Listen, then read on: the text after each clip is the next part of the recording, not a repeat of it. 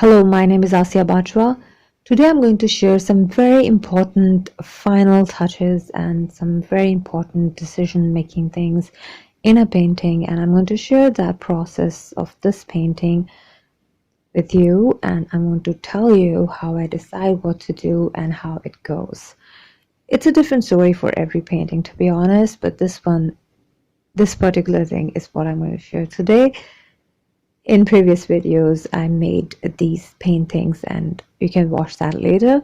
But today we are going to work on this one. It's a very colorful piece. It was going towards really colorful place. I was very happy when I was painting it, but I wasn't understanding it at that time. And I was thinking that, okay, that's too bright for me. But you can see that these gray patches are not doing anything good to the painting, so I accepted the bright vibes of this painting and I decided to go really extra bright. So I chose this yellow paint. It's a transparent kind of a paint, so I decided that it's going to show the pattern that I've already made on the painting, and it's really going to cover it a little as well. The composition looked really scattered to me. So I wanted to add some kind of blocks, some kind of colors on top of it, but I still wanted to show what was underneath, like we all artists do, and we mostly do this. But these two primary colors were too bright for the painting, so I decided to mix both of them and add some just a primer in it, and to see what happens then, what kind of color I get then. And I got a very beautiful shade of pink that I'm going to show you now. You can see how good it looks, but I don't want to cover the previous work completely, but I do want to cover these primary colors to some extent. And I love this shade of pink, particularly in this painting. So you can see it looks really good. I have covered it to some extent. I have toned it down, but still you can see what was underneath that pink color. And whenever I add a new color in a painting, I try to add it at some more places other than that main area where I use that color. And that's what I've done. But now what I'm doing is I want to see what kind of shape I need to make on top of it, because when I was making blocks it was not working very well. You can see that the pattern underneath this painting is very cute, it's very lively, it's very soft at the same time, but whatever boxes or things I was making on top of it were just damaging that, softness and cuteness of the painting. I wanted to cover it a little, but I wanted to cover it in a way that it makes it softer and prettier and better. So I'm adding this cloudy kind of a thing, and you can see that it's going a little with the background. It is definitely looking better than those blocks that I made previously, but still it's not working. So I decided to use some of the same color but in a different way, and to see what happens then. This area was really busy. It was very pretty looking area, but it was very busy. So when it's too busy, it's kind of something is everywhere and you don't enjoy it as much as you can otherwise. So I want to give a contrast to that busy pattern. So I've added this solid color.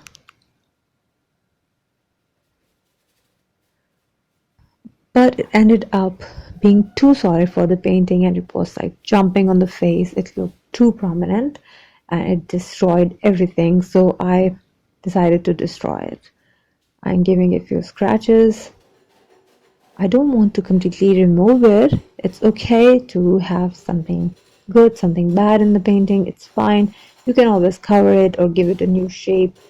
There's no problem in that. And you can even remove it. That's not a problem either. But I like this shade and I wanted to keep it, but with lot many scratches on it.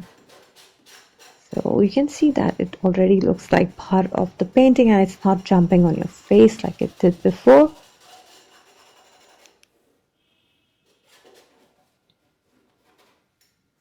And you can always change the style of your scratching pattern as well to make it more interesting, to add more variety.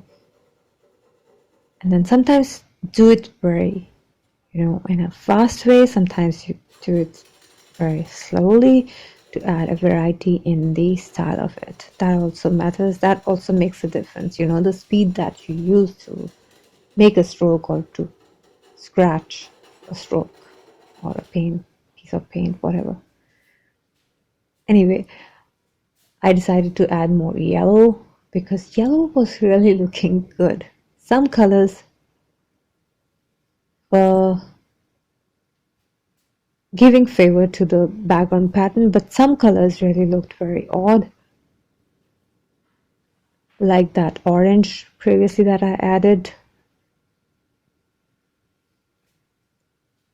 But this yellow is really looking good, so I'm adding it a little more here and there. Still, I don't know what's the problem in the painting. I'm just trying to figure it out by just adding few things and to see what I should do with it.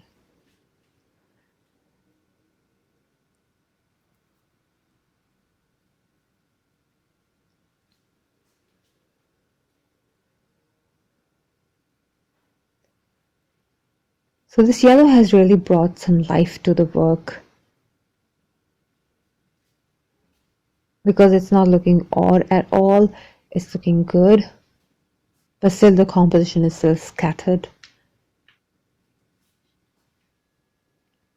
And I need to do something else about it, so I'm trying a blue color and I'm trying to see what to do with this gray area.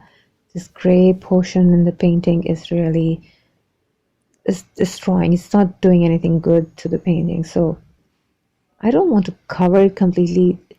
It can look good, I know that, but at this particular stage, I don't know how to cover it a little.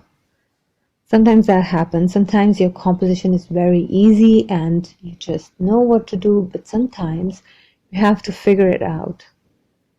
You have to try different things and see what you should be doing. And that is the case with this painting. So I tried different color shades of blue, but I was not sure. So eat and drink in front of your painting if it is a difficult composition. Otherwise, you don't need to do that. And I decided to add more pinks and reds and see what happens then, because the red and pinkish area, the pattern that you see in extreme left side of the lower part of the painting, you can see that it's looking really pretty. So I wanted to add more reds and pinks to see what happens. And you can see it is bringing it together. It's working very well. Although I'm not enjoying this color much, but it's bringing the painting together. This orange reddish tone.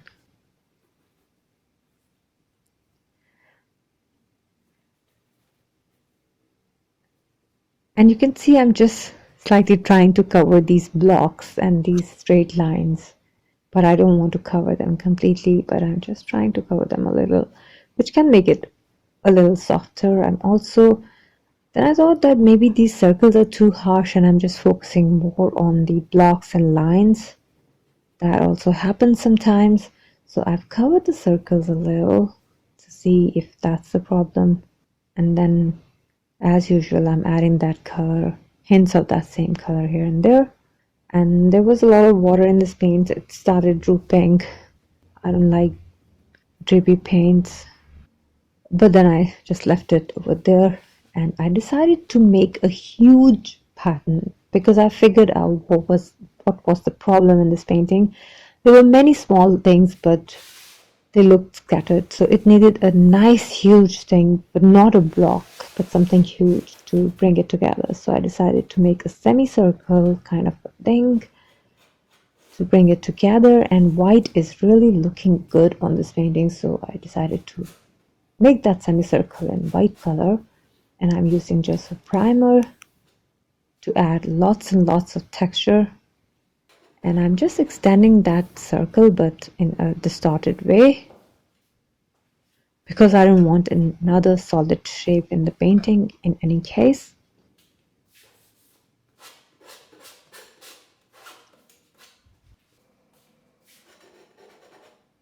adding more and more thick paint. And you can add scratches and then smooth it out. It looks really good like that.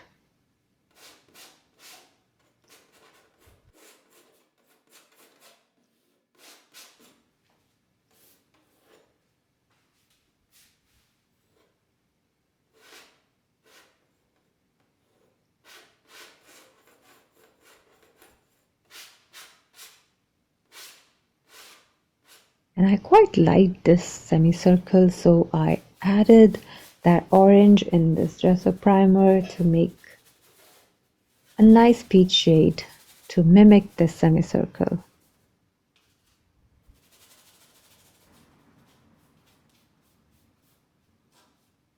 I'm using relatively thin paint for this.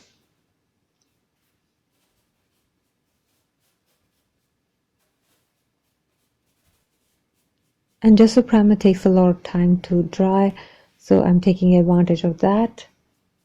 And I'm mixing it with peach to get a nice transition shade.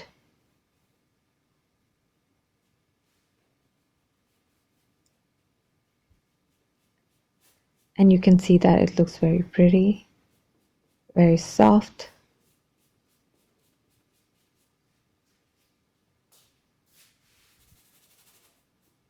But that peach was really not going very well with the painting. It was very dull. So I ended up covering it with just a primer. But still you can see that it's doing some kind of favor by being just under that primer, that white color.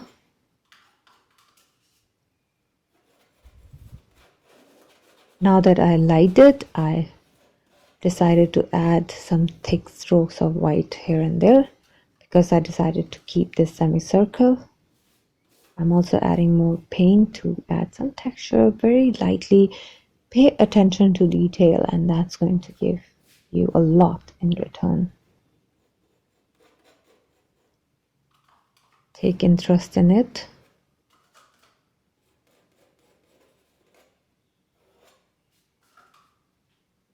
I'm trying to show that it's very messy and it was just accidentally made and it's not intentionally made. Just trying to give that impression because that will make the mood of the painting very light.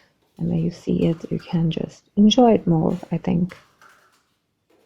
And see how it works. It's just combining the entire composition.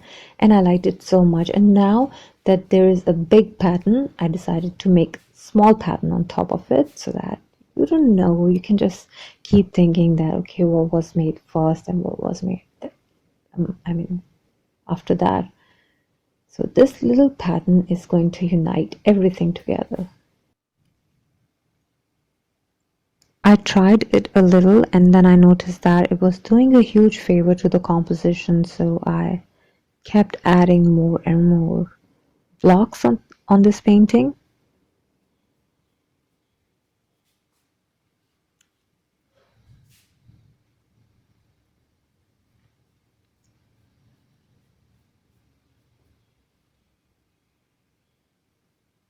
And I'm not trying to make nice equal looking blocks. I'm just trying to make them looking similar but not accurately similar.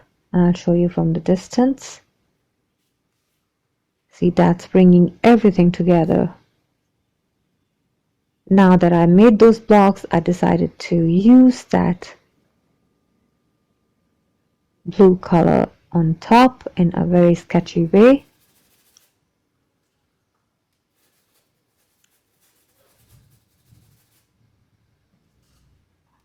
And I'm using my brush very roughly.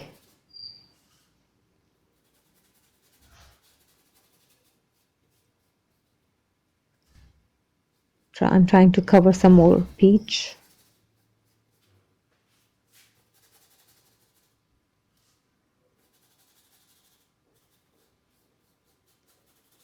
And then whatever is left, I'm using it here and there on the corners and edges of painting to bring everything together.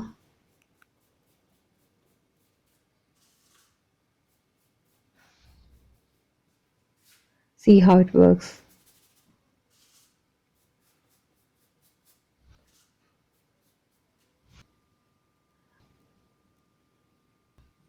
Now I have made a dirty plum kind of color, and I'm just trying to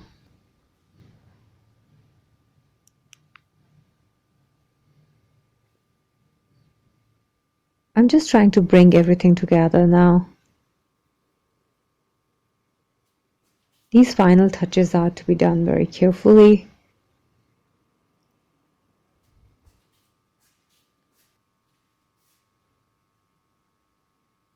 Just carefully see your painting and just notice how your eye rotates on it and where you need to work more, where your eye is not even going. It's not a very complicated thing, just see where your eye is going and where it's not going.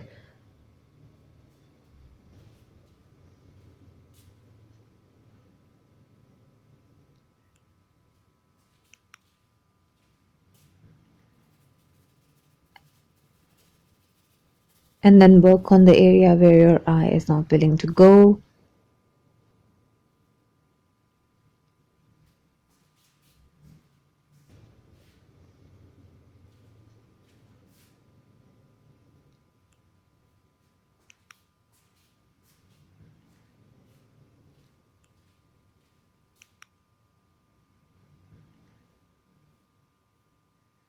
See, that's coming up very well.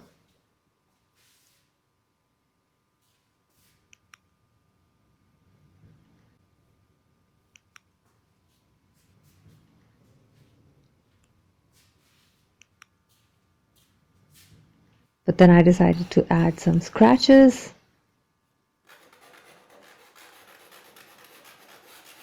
These scratches are not going to make a huge difference, but such kind of attention to detail it's very important. Just take interest in your work and see what else you can add. And you'll notice the difference. Just carefully look and see what difference it makes.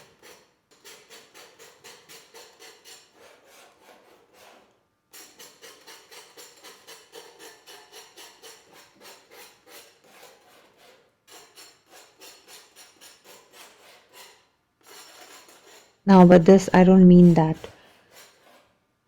say that you have to give scratches to a painting to make it look good or to make the composition well.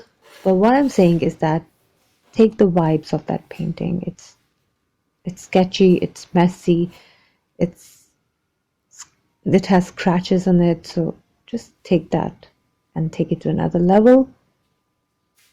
Try to embrace the personality of your painting.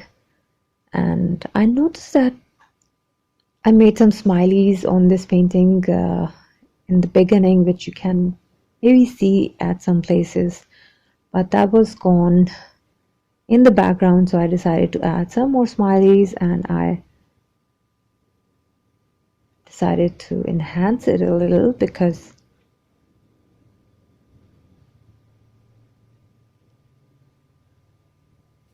I really enjoyed this painting and I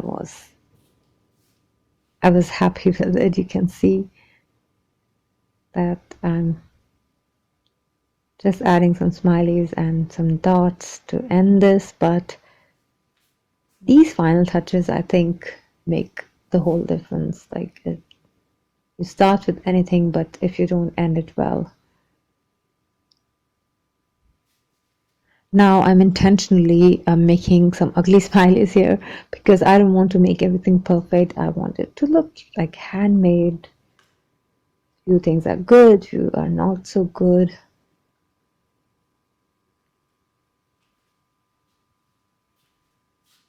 And some patterns with like thin paint and some patterns. These little sponges are so good. I would totally suggest you to buy them. They are so cheap as well, not expensive at all. And now I'm adding some more smileys using crayon, which really gives a nice diffused kind of shape, but it will add variety.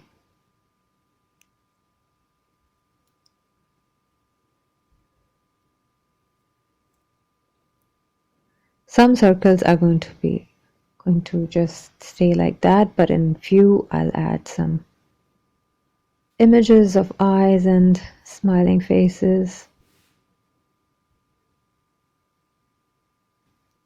And using the same color, I'm just giving hints of it here and there. Oh, I love the top area of this painting. That's really nice, sketchy, and very effortless looking. But this little area was something that my eye was not going towards, so I decided to work a little over here before I end this painting.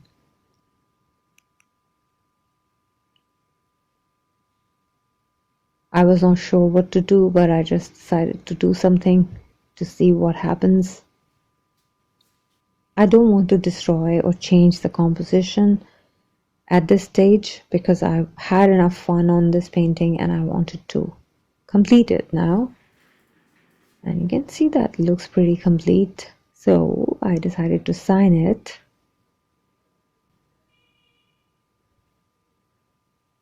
But I definitely felt that the maroon shade was jumping out a lot. So I tried to add it here and there a little more.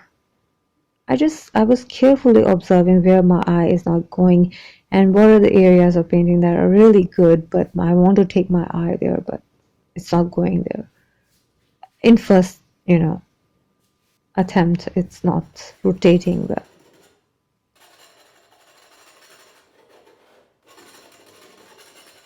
Again, I decided to give some scratches on this maroon color. It was jumping out a lot.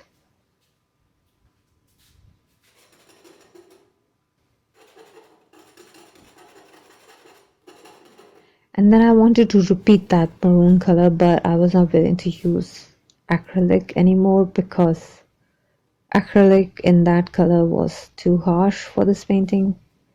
I used crayon, but I ended up disliking it, so I covered it with gray crayon.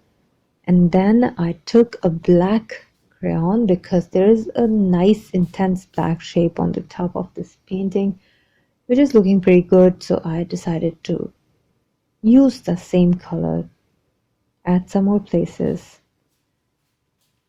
to make some focal points. And I like these purple blocks. They look purple to me. I don't know, maybe you can see them as brown. And you can see this outline is really making it look more interesting, like a game, like cartoons.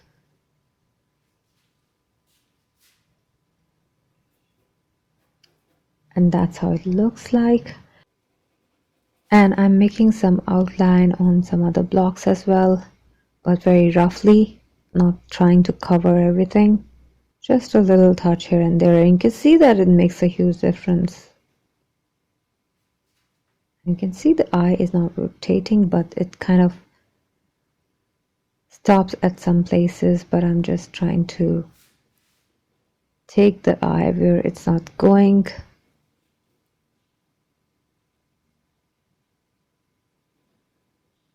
And looks pretty good to me now.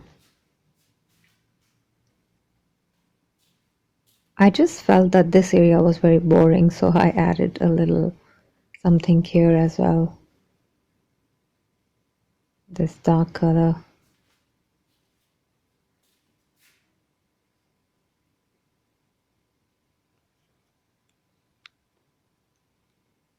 I decided to sign my painting and I thought that I'll see what else I can do afterwards. So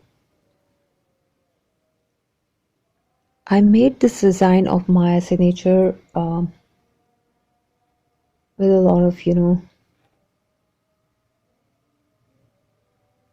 by having a lot many options on like sketching on paper, I made few things, and then I picked this one because it works well with my compositions.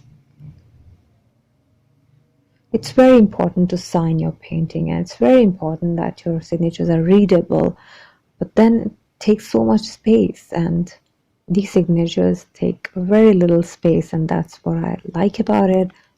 And still they are kind of readable. I've just tried to save a lot of space by making this very compact, and it's also scarce. So sometimes when I want to change the direction of my painting, it's just fine. It works well with that as well. It's like two-dimensional kind of signature. You can change the side of your painting if you want to sometimes, but this one looks good like this, so it will remain like that. And I'm just cleaning the piece of feather that I have. This is how it looks like. I just decided to add a little more texture, like buttery thick gesso primer at some places. And when you take interest in your work, it shows in your work. So I enjoyed the process a lot, and I decided to add a little texture to make it more interesting, and you will see the difference, and in person it looks even more.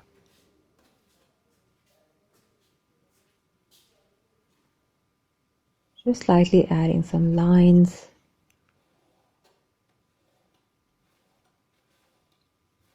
And this is not going to disturb the composition at all because I'm using that white at places where there is already white on the base to some extent.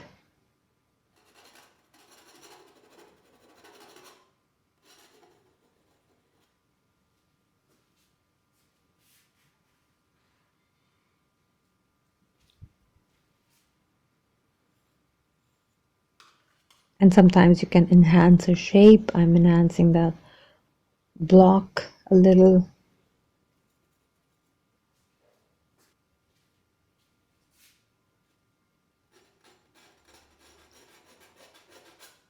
And you can carefully see what looks good in the painting, and you can just add a little more over there to enhance it. So I was liking this white a lot on this painting, so I decided to add a little white here and there to kind of make it more interesting.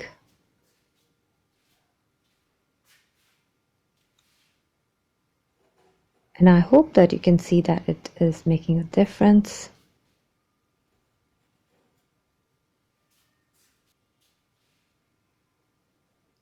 And then just cleaning my palette knife on my painting, my favorite thing to do.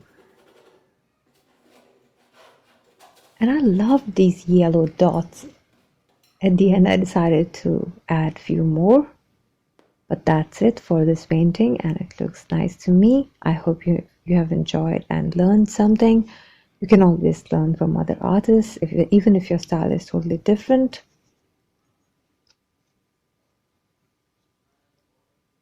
And this is how it looks from distance. And I'll show you close up. See how rich it is in textures and patterns and scratches.